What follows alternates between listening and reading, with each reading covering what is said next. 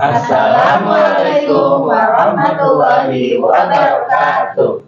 Kami, calon guru penggerak Angkatan 7 Kota Cimahi dengan fasilitator kami Bapak Romeli MPD dan pengajar praktik kami Bapak Kusma Subagja dan saya sendiri Ririanti dari SDN Lokasi 8 dan teman saya Siti Tarmilah dari SDN Cibabat Mandiri 5, Ade Batur Rahman dari SDN Mulong Mandiri 3, Ristu Rustandi dari SDN Pasir Kaliki Mandiri 2, Felis Mariati dari SDN Cibabat 5.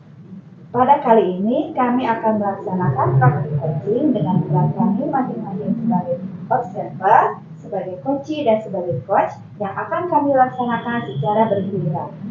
Selamat menyaksikan.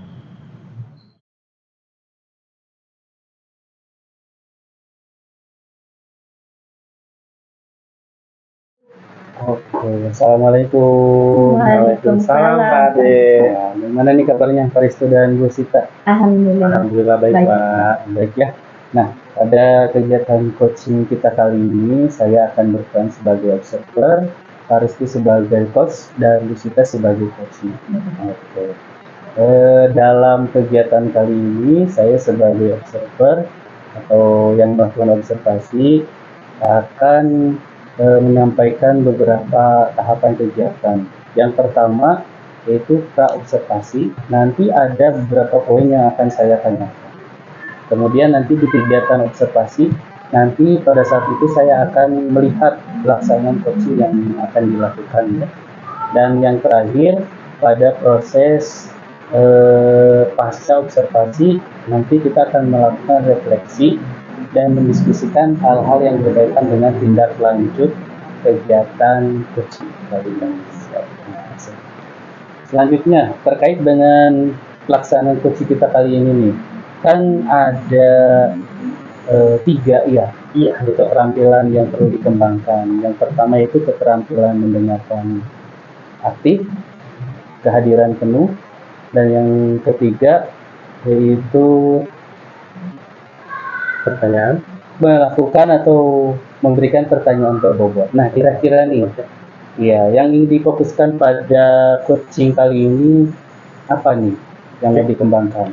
Ya, kalau dalam sesi nanti coaching kali ini saya akan fokus kepada mendengar aktif. Oke. Kalau boleh tahu nih, kira-kira dalam melakukan kegiatan mendengarkan aktif, ada nggak indikator yang menunjukkan kalau Pak Ristu sudah bisa melakukannya dengan baik? Ya, selain mendengarkan aktif, merespon juga dengan catatan. Saya setiap perkataan yang dikatakan oleh coach nanti saya akan catat dan tuliskan kata kunci apa yang akan menjadi pertanyaan nanti selanjutnya. Gitu. Baik, terima kasih. Semoga beberapa hal tadi yang disampaikan bisa Pak Ristu dapatkan dan kegiatan coaching kali ini bisa berjalan dengan baik. Silakan untuk melakukan kegiatan coaching kali ini. Dorong Pak Ade. Sama-sama. Assalamualaikum Pak Ristu. Waalaikumsalam Bu Sita. Pak Ristu, maaf nih, kali ini saya mohon waktunya sebentar. Ada yang mau didiskusikan nih dengan Pak Ristu. Ya boleh, mangga silakan. Ya, Pak Ristu nih, saya itu punya kegelisahan. Jadi kelas saya itu ada siswa saya yang belum mandiri gitu. Jadi ketika dia itu kurang mandiri dalam membawa perlengkapan sekolahnya, harus terus diingatkan seperti itu. Berarti anak kurang mandiri. Jadi nanti obrolan kita, percakapan kita memiliki tujuan ingin anak mandiri, betulkah seperti itu? Iya Pak, jadi saya ingin berdiskusi dengan Bapak supaya bisa menemukan solusi bagaimana supaya anak-anak di kelas saya mandiri gitu Pak. Ya, gitu ya. Oke. Dalam hal ini, kesempatan apa atau hal apa saja yang sudah Ibu lakukan kepada anak tersebut gitu? Ya, hal sekarang yang saya sudah lakukan yaitu dengan terus mengingatkan ya Pak. Iya. Ternyata ketika terus diingatkan dia bukan semakin mandiri, tetapi semakin terbiasa harus diingatkan lagi dan diingatkan lagi terus menerus oleh saya Pak. Itu di kelas saja atau emang ada kegiatan di luar pun sama seperti Ya, itu? sama Pak. Walaupun di kegiatan di luar seperti kegiatan sholat duha bersama, dia selalu lupa untuk membawa peralatan perlengkapan sholatnya, atau misalnya di kegiatan literasi bersama di lapangan, selalu lupa untuk membawa buku literasinya dan buku ceritanya, Pak. Jadi walaupun di kelas dan di luar kegiatan di sekolah pun sama, dia selalu lupa, selalu tidak mandiri. Dulu diingatkan terus oleh saya. Berarti mandirinya harus kita tingkatkan. Kira-kira kalau kan ingin dikembangkan nih, Betul. kira-kira kalau di sekarang ada di skala berapa ya, 1 sampai 10 kira-kira? Di skala 3 Pak, karena Skala terlalu 3. sering anak tersebut tidak membawa peralatan sekolah, jadi tidak mandirinya, jadi di skala 3 mungkin untuk saat ini. Ya, berarti Bu Sita itu ingin meningkatkan kemandirian anak di skala 3, ingin menjadi berapa sih nanti ke depannya? Mungkin di skala 7 dulu ya Pak ya, yang 7 ya. secara bertahap seperti itu. Nah, dari 3 sampai 7 otomatis harus ada tahapan yang dilakukan, harus ada Betul. kekuatan yang harus dibangun dari Bu Sitanya sendiri. Betul. Kira-kira hal apa sih selain mengingatkan ya kira-kira yang ingin dilakukan oleh Bu Sita? Mungkin Pak yang saya lakukan pertama kali adalah memunculkan kesadaran diri dulu anak ya Pak ya. Jadi ketika dia mungkin sudah sadar, tidak perlu diingatkan lagi, mungkin seperti itu. Mungkin karena sekarang dia belum sadar akan tugasnya, jadi harus terus diingatkan seperti itu. Itu secara verbal gitu ya? Iya, betul. Apakah ada cara lain mungkin Ibu Sita yang bisa Ibu Sita terapkan? Mungkin saya bisa mengingatkannya lewat HP Pak. Oh, Jadi lewat dia, HP jadi boleh. sebelum dia berangkat saya ingatkan seperti itu. Gitu. Kalau keadaan kelasnya itu bagaimana Bu Sita? Apakah sudah ditempeli oleh apa gitu? Iya sudah Pak, kan sudah terpampang keyakinan kelas ya. Jadi sudah terpampang keyakinan kelas, sudah kita sepakati bersama. Jadi mungkin saya akan mengingatkan kesadaran dia untuk berpegang teguh pada keyakinan kelas yang sudah dia izinkan. Berarti difokuskan kembali keyakinan kelasnya, terus ingatkan kembali anaknya agar nanti anaknya lebih mandiri. Kira-kira dari kesepakatan kelas mengingatkan, apakah ada kendala lain selain dari Bu Sita? Apakah dari lingkungannya atau dari temannya? Kendala lain tidak ada mungkin ya Pak. Jadi tadi untuk bisa memunculkan kesadaran diri anak, mungkin saya anak disuruh buat jadwal tersendiri mungkin ya Pak ya. Jadwal tersendiri, apa yang harus dibawa hari ini, hari Senin apa yang harus dibawa, terus setiap harinya dia buat jadwal sendiri agar dia tidak lupa gitu Pak. Oke. Jadi mengingatkan sudah, nanti Bu Sita akan membuat jadwal sendiri. Nah, nanti ke depannya kira-kira prioritas apa sih yang ingin Bu Sita kembangkan, yang hal yang paling dasar dulu dari anak itu? Ya itu Pak, tentang kesadaran kemandirian. anak. Misalkan dari hal-hal yang berhubungan dengan anak ya. Dari hal yang diperlukan dari anak itu nanti Bu Sita akan terus mengingatkan dengan cara mengingatkan, memberitahu ke teman mungkin nanti ya. Kira-kira berapa lama sih waktunya?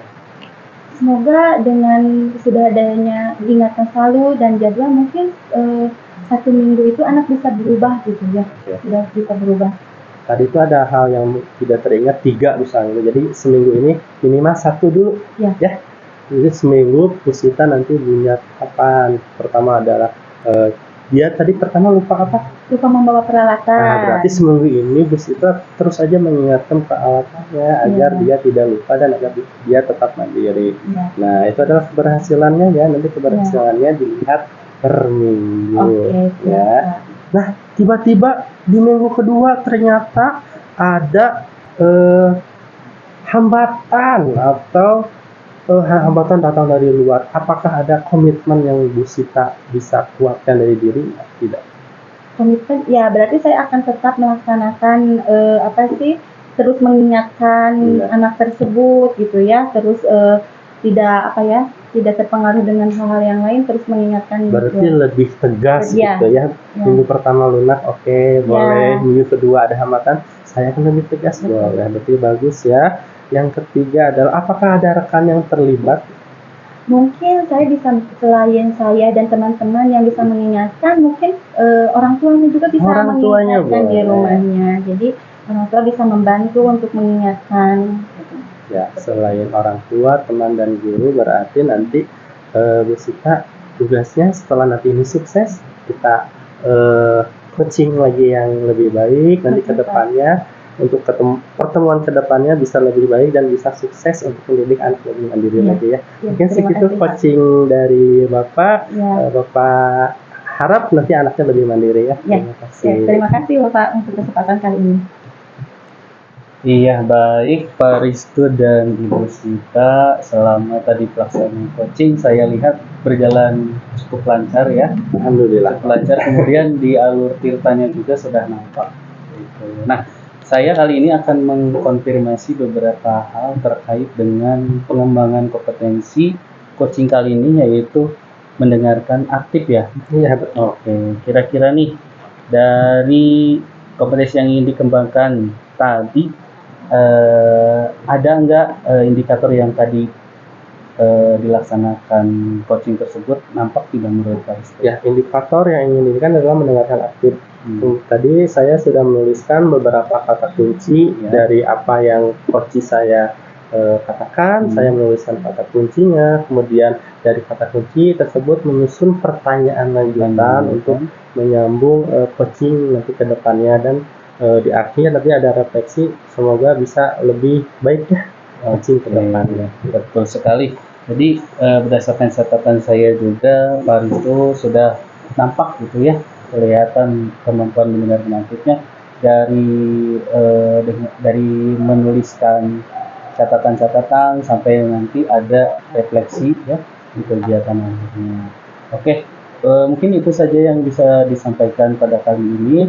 Mudah-mudahan Pak Risto bisa menerapkan kegiatan coaching kali ini dengan prinsip-prinsip coaching dan juga dapat berdampak pada pengembangan diri coaching itu sendiri. Ya, Terima kasih. Terus Pak.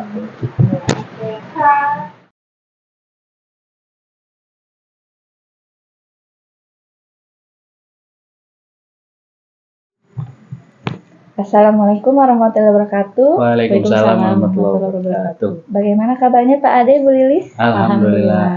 Alhamdulillah sehat. Baik, pada praktek coaching kali ini Pak Ade sendiri nanti akan berperan sebagai coach ya Pak Ade, Bu Lilis sebagai coachee, dan saya sendiri nanti akan berperan sebagai observer. Nah, baik, pada pelaksanaan coaching kita kali ini kira-kira apa nih Pak Ade yang sudah dipersiapkan Pak Ade? Iya, untuk kesempatan coaching kali ini saya sudah mempersiapkan beberapa pertanyaan dalam pelaksanaan coaching, tentunya mengikuti alur tirta. Iya, baik. Ya, Pak Ade kan sebagai coach itu kan ada 3 kompetensi ya Pak Ade yang harus dimiliki sebagai coach, diantaranya kehadiran penuh, mendengarkan aktif, dan mengajukan pertanyaan berbobot. Nah, dari 3 kompetensi ini, kira-kira apa nih yang akan Pak Ade fokuskan, kompetensi apa yang ingin dikembangkan oleh Pak Ade pada coaching kita kali ini? Ya, untuk coaching kali ini saya akan memfokuskan kepada keterampilan mendengarkan aktif. Keterampilan mendengarkan aktif. Baik, nah kira-kira nanti indikatornya yang menggambarkan bahwa Pak Ade ini sudah mampu melaksanakan kompetensi mendengarkan aktif dengan baik itu seperti apa? Untuk indikatornya, saya akan membuat catatan tentunya kaitannya dengan kata kunci yang mungkin nanti akan ada di dalam proses coaching tersebut.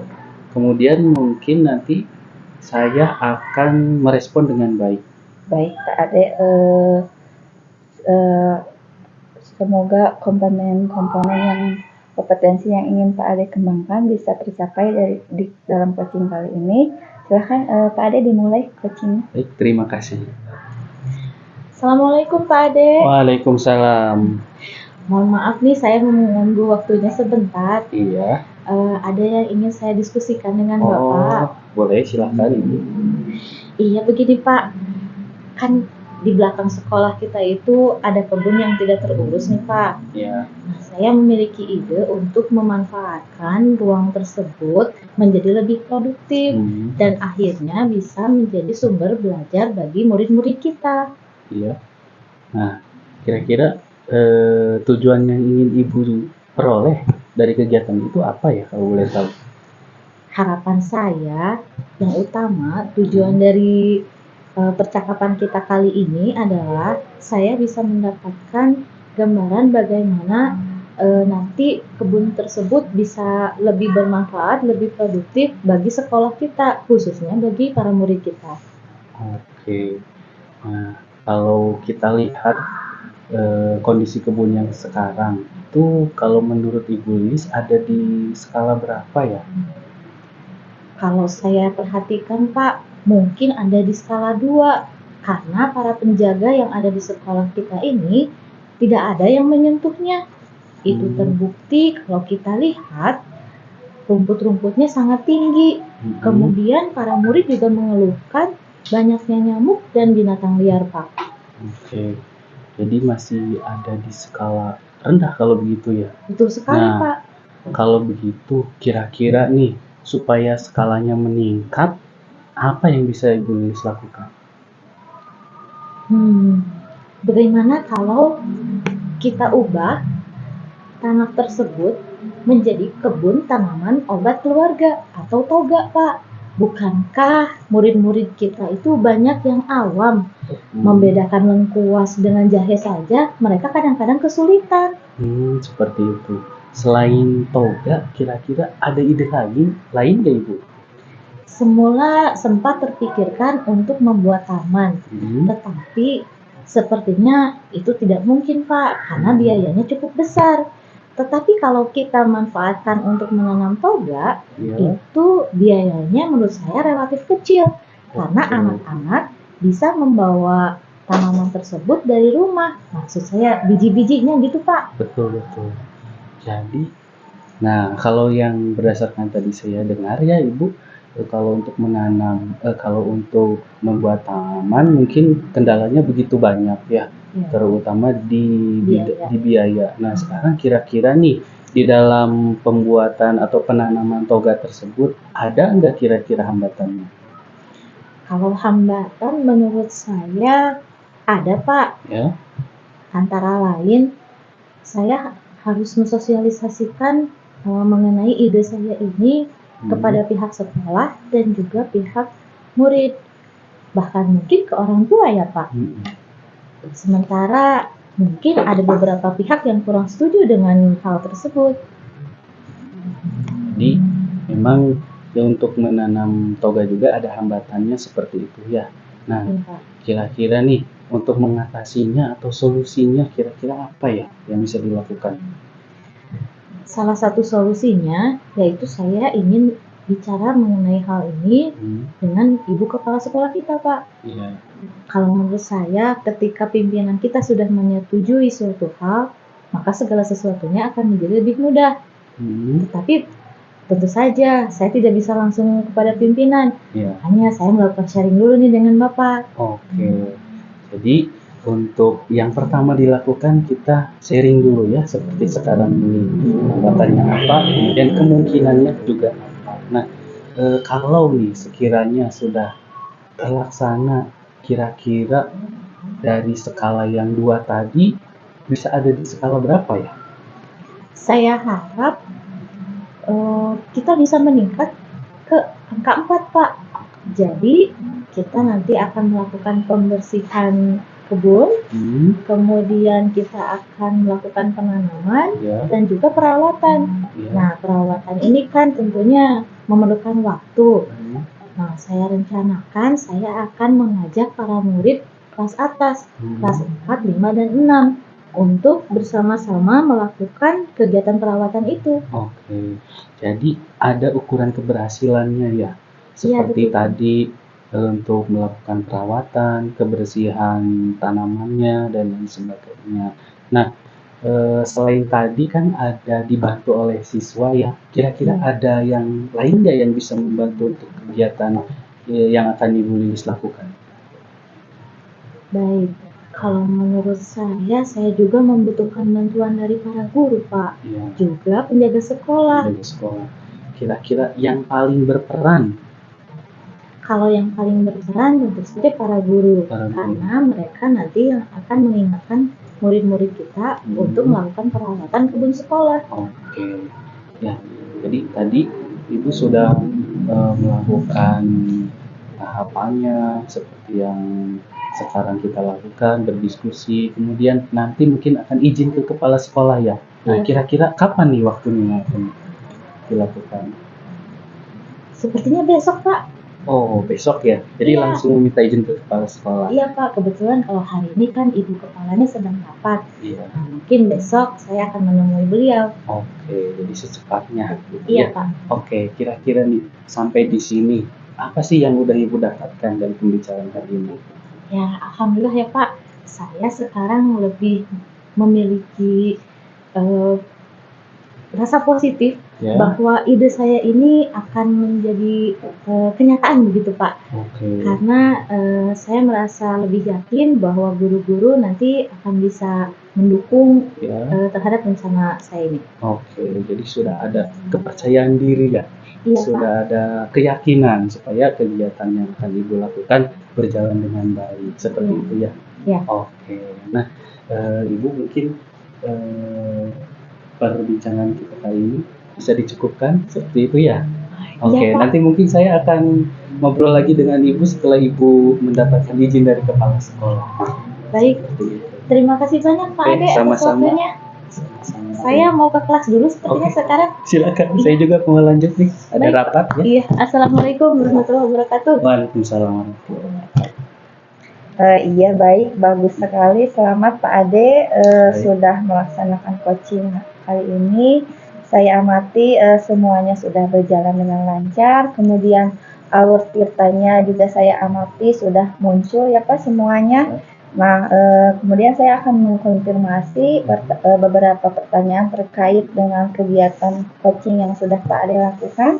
Tadi kan di awal saya menanyakan kompetensi yang ingin Pak Ade fokus kembangkan ya. Iya.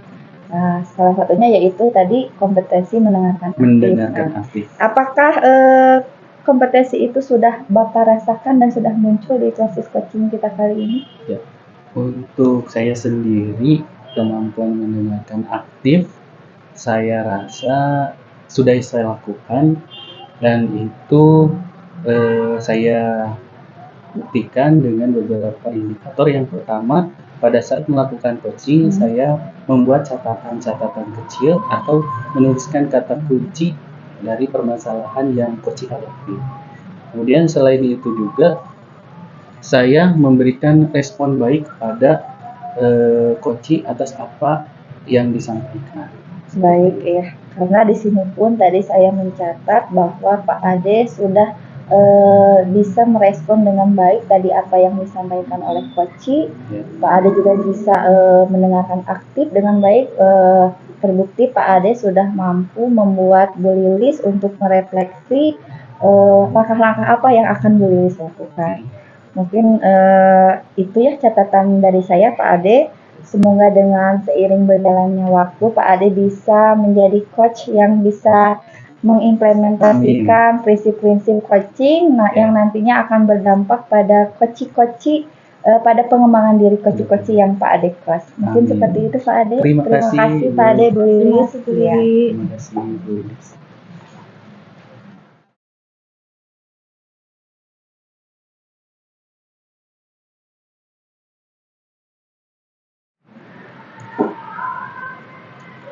Assalamualaikum warahmatullahi wabarakatuh. Waalaikumsalam warahmatullahi wabarakatuh.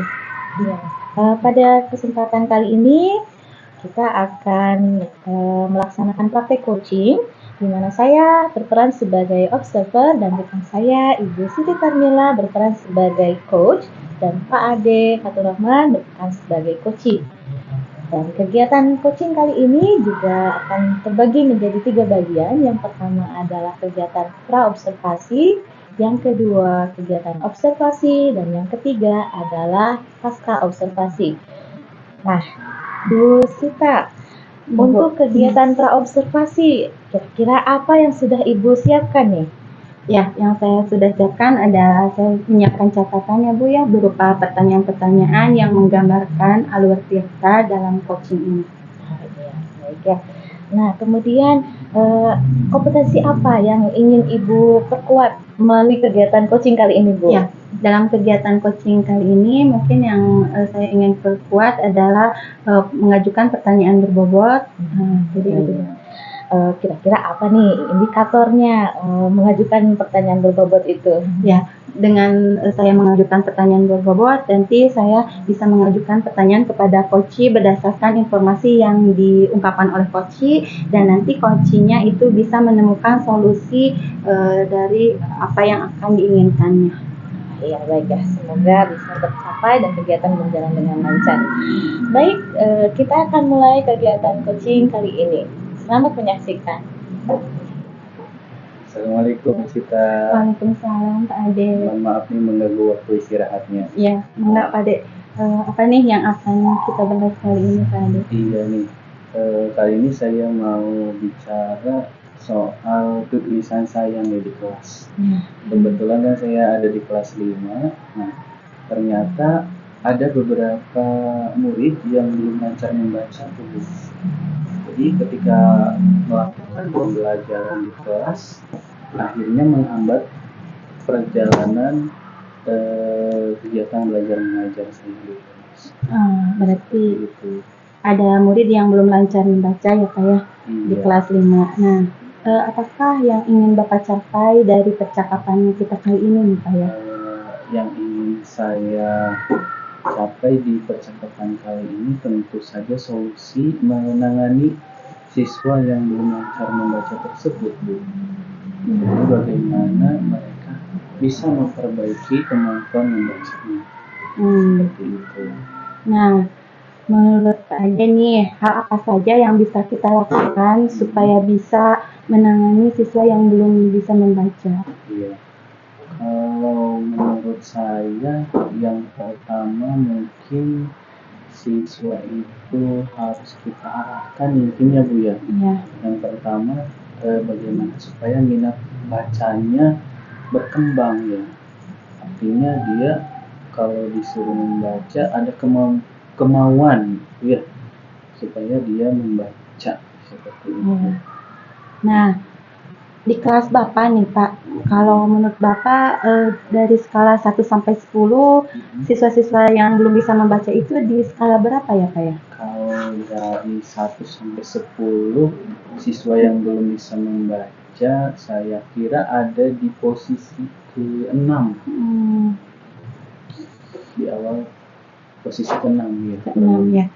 Berarti tadi ya Pak, bahwa kita itu harus bisa mengarahkan minat baca. Nah, idealnya nih, apa yang harus kita lakukan untuk bisa membuat siswa itu tertarik terhadap minat bacanya? Iya. Supaya tertarik, saya kira harus memberikan sumber bacaan yang sesuai dengan minatnya mungkin ya. Jadi kalau siswa tersebut punya minat terhadap bacaan yang ingin dia baca, pasti minat membacanya akan meningkat seperti itu ya. Ya. Nah, apakah ada hambatan nih Pak ketika Bapak menyediakan sumber-sumber bacaan hal tersebut? Nah, itu yang menjadi permasalahan mungkin Bu, karena memang untuk memfasilitasi buku-buku yang anak-anak sukai itu kaitannya dengan dana ya. Jadi mungkin faktor utama sebagai penghambat itu dari dana tersebut untuk mendatangkan buku-buku yang sesuai dengan minat siswa. Ya, berarti hambatannya dari dana ya untuk bisa menyediakan sumber bacaan tersebut. Nah, menurut Bapak, apakah ada solusi untuk bisa ini hambatan tersebut, Pak? Mengatasi hambatan tersebut? Mengatasinya mungkin yang bisa dilakukan, kita melakukan koordinasi dulu ya dengan kepala sekolah ini bagaimana supaya sekolah bisa memfasilitasi dengan membeli buku-buku yang menarik bagi murid mungkin seperti itu ya. Jadi mungkin apakah dianggarkan dari dana operasional sekolah atau mungkin dari swadaya orang tua murid mungkin ya Bu ya, seperti itu. Ya, setuju ya Pak ya. Berarti nah, rencana apa nih yang Bapak akan ambil supaya bisa menyediakan sumber-sumber bacaan yang tadi Pak? Rencana yang diambil ke depannya bagaimana? Kalau sudah koordinasi dengan kepala sekolah, wali murid, mungkin nanti saya akan menggalang dana Ya, yang terkumpul. Nah, baru setelah itu mungkin saya akan membelanjakannya ke dalam bentuk buku-buku yang memang menarik minat siswa untuk membacanya seperti itu. ya. Berarti akan menggalang dana ya Pak dengan ini. Nah, ada lagi nggak Pak rencananya? Kemudian selain itu, selain buku yang terdapat atau buku yang menarik minat murid ya, Ya, untuk memperlancar kemampuan membaca juga, saya akan membuat atau membentuk semacam ekskul mungkin Bu, ya. untuk mereka yang kemampuan membacanya masih kurang. Seperti itu mungkin ya. Ya. Nah, strategi untuk bisa membuat ekskul itu bagaimana Pak? Ya, untuk membuat ekskul tentu yang pertama kita harus tahu dulu berapa murid yang belum lancar membaca, bukan hanya di kelas 5 saja, tentu di semua siswa yang ada di sekolah saya, Ibu ya, soal kita. Ya. Kita data dulu ada berapa siswa, nanti setelah itu kalau sudah didata berapa jumlahnya, nanti kita akan fasilitasi untuk guru pembimbingnya mungkin seperti itu. Ya. Nah, menurut Bapak faktor keberhasilannya itu dari rencana Bapak bisa dilihat dari apanya? Ya, kalau untuk faktor keberhasilan yang pertama mungkin dari buku yang sudah dibaca itu akan lebih banyak. Jadi buku yang biasanya dibaca cuma satu, nah Ya. sekarang bisa 2, 3 buku yang mereka baca. Nah, Itu yang pertama. lagi Pak? Ya, kemudian yang kedua, ini kaitannya dengan ekskul tadi ya, ekskul Calistung katakan seperti itu. Nah, kalau dia sudah lancar membaca, dia akan bisa mengikuti ekskul yang lain yang mereka sukai. Jadi kalau dia sudah lancar membaca, nanti kelihatan, oh dia yang tadinya tidak lancar membaca, ekskul di Calistung, ternyata sekarang sudah pindah ke ekskul pencak silat atau yang lainnya. Nah itu bisa kita lihat, oh ternyata dia sudah lancar membaca. Iya. Seperti itu. Wah, luar biasa sekali ya Pak ya. Yang apa yang akan Bapak rencanakan nih, komitmen ke depannya nih, yang akan Bapak lakukan komitmen agar tercapai tujuannya seperti apa Pak? Ya, supaya tercapai memang penting ya untuk berkomitmen. Yang Betul. pertama mungkin yang harus saya lakukan itu adalah untuk pembimbingnya, guru pembimbingnya tersebut agar bisa memberikan motivasi kepada peserta didik yang belum lancar membaca. Kenapa? Karena kalau melihat dari tingkatan kelasnya mungkin ya di saya kelas 5 Iya betul. dengan murid-murid yang lain mungkin di bawahnya. Nah, itu pasti akan ada perasaan minder seperti itu ya. Nah, mungkin di situ bagaimana guru pembimbingnya tersebut memotivasi bahwa tidak apa-apa walaupun sudah kelas 5 tetap kalau belum lancar membaca kita harus terus belajar. Jadi jangan ada kata malu seperti itu mungkin ya Bu ya. Iya betul sekali ya Pak ya. Dengan memberikan motivasi ke yang ininya ya Pak ya. Nah, dalam rencana ini Pak, siapa saja nih yang akan bisa membantu Bapak dalam mewujudkan tujuan tersebut ini Pak? Siapa? Ya, tentunya yang pertama itu karena ini menyangkut tentang buku bacaan ya. Yang pertama mungkin dari pustakawan. Iya Pak. Pustakawan, kemudian guru-guru yang lain juga yang ya bisa kita bilang kolaborasi lah dengan kita ya, sebagai pembimbing untuk anak-anak yang belum lancar membaca. Mungkin untuk pendanaannya dari ibu kepala sekolah dan juga wali murid seperti itu. Nah, luar biasa sekali ya Pak ya. Semoga rencananya bisa tercapai. Nih, kapan Pak akan Bapak laksanakan rencana ini? Ya, kalau untuk tahapan pertama mungkin saya koordinasi dengan guru dulu, kemudian ke kepala sekolah menghadap dengan rekan saya. Mungkin besok ya, Kemudian lusanya mungkin kita akan menghadap ke kepala sekolah seperti ini. Iya. Wah, luar biasa sekali ya Pak ya. Nah, dari pembicaraan kita dari awal sampai akhir ini nih Pak, apa sih yang Bapak dapatkan, yang sudah Bapak dapatkan? Kalau hasil dari pembicaraan mungkin lebih ke solusi ya, solusi kemudian rencana-rencana yang harus saya lakukan untuk mengatasi murid-murid yang memang kemampuan membacanya rendah. Wah, saya ikut ini ya Pak ya, semoga Bapak bisa melaksanakan rencana tersebut dan nanti ya Pak kita akan adakan lagi diskusi ya Pak yang bagaimana rencana ini apakah sudah terwujud atau tidak, minggu depan kita bicarakan lagi seperti itu. Terima kasih Ibu Ya, Siti. sama-sama Bapak. Mohon maaf sudah mengganggu jam Ya, istirahatnya. terima kasih sama-sama Bapak. Luar biasa Bu Sita, ya hebat sekali Pak Ade juga. Nah, kita akan masuk ke sesi terakhir yaitu pasca observasi ya. Nah, sekarang kita akan membahas mengenai apa yang sudah tadi dilaksanakan oleh Bu Sita dan Pak Ade. Nah, saya ke Bu Sita dulu nih.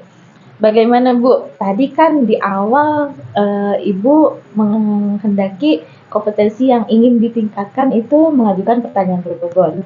Nah, apakah tadi sudah tercapai? Nah, coba Bu di sharing lah. Yang saya rasakan tadi dari praktek coaching yang sudah dilakukan dengan Pak Ade bahwa saya sudah merasakan bahwa saya sudah mengajukan pertanyaan berbobot. Ini dilihat dari saya bisa mengajukan pertanyaan sehingga memunculkan solusi terbaik dari Pak Ade apa yang akan dilakukan. Iya, betul ya.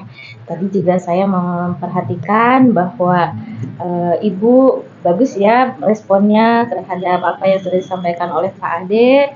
Tadi juga pertanyaan yang Ibu sampaikan juga memang berdasarkan apa yang disampaikan oleh Pak Ade ya sebagai coach ya. Nah, baik.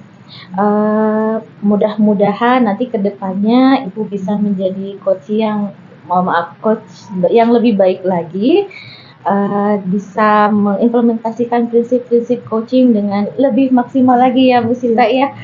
Nah, sehingga semua itu akan berdampak pada pengembangan diri coaching yang Ibu coaching nanti. Ya. Terima kasih untuk kegiatan hari ini. Sampai jumpa di lain kesempatan.